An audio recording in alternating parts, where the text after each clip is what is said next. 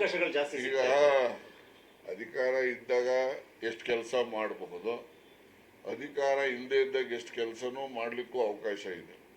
ಅದರಿಂದ ಆಗ ಹೆಚ್ಚು ರಾಜ್ಯಕ್ಕೆ ಸೀಮಿತವಾಗಿ ಮಾಡ್ತಾ ಇದ್ದೆ. ಈಗ ಜಿಲ್ಲೆಗೆ ಸೀಮಿತವಾಗಿ ಮಾಡುವಂಥದ್ದು ಸಹಕಾರ ಸಂಸ್ಥೆಗಳು, ನಮ್ಮ ವಿಶ್ವಾಸಸ್ಥರು ನಾವು ಎಲ್ಲರೂ ಕೂಡ ಇದ್ದೇವೆ. ಆ ಮೂಲಕ ಯಾರೆಲ್ಲ ರೈತಾಪಿ ಕುಟುಂಬದ ಜನರಿರ್ತಾರೆ, ಬೀದಿ ಬದಿ ವ್ಯಾಪಾರಿಗಳಿರ್ತಾರೆ, ಮತ್ತು ಇತರವರು ಯಾರೆಲ್ಲ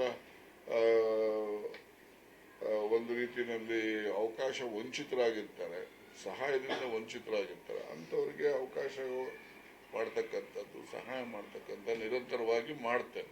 ರಾಜಕಾರಣಿಗಳಂದ್ರೆ ಅಧಿಕಾರ ಕಂಡುಕೊಳ್ಳುವಂಥವ್ರು, ನೀವು ನೋಡಿದ್ರೆ ಅದ್ರ ಬಗ್ಗೆ ಏನು ರಿಗ್ರೆಟ್ಸ್ ಹೇಳ್ತಿಲ್ಲ?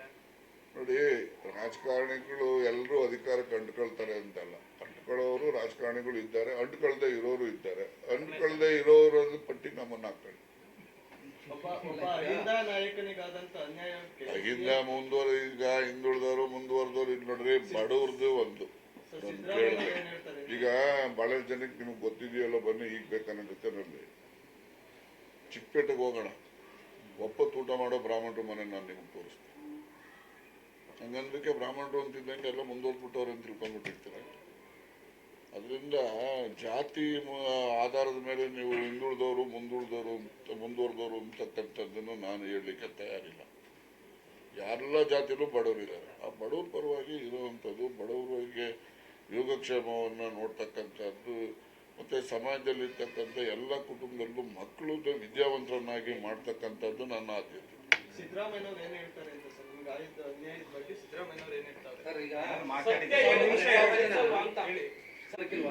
ನನಗಿನ್ನೂ ಅದ್ರ ಬಗ್ಗೆ ಮಾಹಿತಿ ಇಲ್ಲ, ಸಂಪೂರ್ಣ ಮಾಹಿತಿ ಇಲ್ಲ. ನೋಡಿ, ಅದು ಅವರ ಇಚ್ಛೆಗೆ ಒಳಪಟ್ಟಂಥದ್ದು, ಹೋಗ್ತಕ್ಕಂಥದ್ದು, ಬಿಡ್ತಕ್ಕಂಥದ್ದು, ಯಾರಿಗೆ ಭೇಟಿ ಮಾಡೋದು, ಏನ್ ಮಾತಾಡೋದು, ಅದು ಅವರ ಇಚ್ಛೆಗೆ ಬಿಟ್ಟಂತದ್ದು. ಇದರಲ್ಲಿ ನಂದು ಯಾವುದೇ ಪಾತ್ರ ಇಲ್ಲ. ಒಂದು ಸಲ ನಿಮ್ಮ ಅಭಿಮಾನಿಗಳು ಪೋಸ್ಟ್ ಮಾಡೋದು ಕಾಂಗ್ರೆಸ್ ವಿರುದ್ಧವಾಗಿ, ಮತ್ತೆ ಅಹಿತಕರ ಘಟನೆಗಳು ಕೂಡ ನಡೆದ್ರು. ಎಲ್ಲಿ ನಡೆದಿದ್ದಾವೆ? ಮಧುಗಿರಿಯಲ್ಲೇ ಪ್ರೊಟೆಸ್ಟ್ ಪ್ರೊಟೆಸ್ಟ್ ನಡೀತದೆ. ಆಯ್ತಪ್ಪ, ಈಗ ಅವ್ರಿಗೆಲ್ಲ ನಾನು ತಿರ್ಗಾ ಬಂದ ಕೂಡಲೇ ನಾನು ಒಂದು ಟ್ವೀಟ್ ಮಾಡಿದ್ದೆ. ಏನಂತ ಹೇಳಿದ್ದೆ, ಯಾರು ಕೂಡ ನಮ್ಮ ಅಭಿಮಾನಿಗಳಿರ್ಲಿ, ನಮಗೆ ಬೆಂಬಲ ಕೊಡ್ತಕ್ಕಂಥವ್ರು ಈ ರೀತಿಯಲ್ಲಿ ನೀವು ಪ್ರತಿಭಟನೆ ಮಾಡೋದು, ಇದೆಲ್ಲ ಮಾಡಿದ್ರೆ ನಿಮ್ಮ ಕುಟುಂಬ ನಿಮಗೋಸ್ಕರ ಅವಲಂಬನೆ ಆಗಿರ್ತದೆ. ಅದರಿಂದ ನೀವು ಯಾವುದೋ ಒಂದು ಎಮೋಷನ್ನಲ್ಲಿ ಆ ಥರದಲ್ಲಿ ನೀವು ಪ್ರಯತ್ನಗಳನ್ನು ಮಾಡಬಾರ್ದು ದಯಮಾಡಿ ಅಂತ ಹೇಳಿ ನಾನು ಹೇಳಿದ್ದೀನಿ. ಈಗಲೂ ಅದನ್ನೇ ಪುನರುಚ್ಚಾರ ಮಾಡ್ತೀನಿ.